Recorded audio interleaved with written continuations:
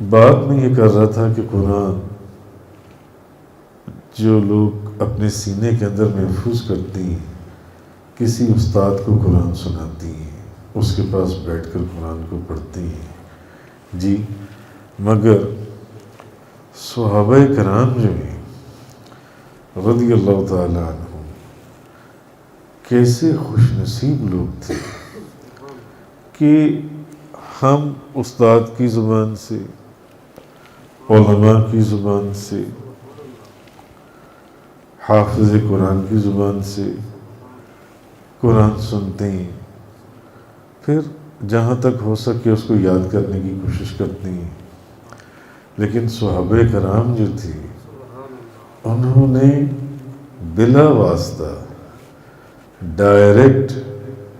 نبی کریم صلی اللہ علیہ وسلم کی زبان سے قرآن سنا، ڈائریکٹ حضور کی زبان سے قرآن سنا۔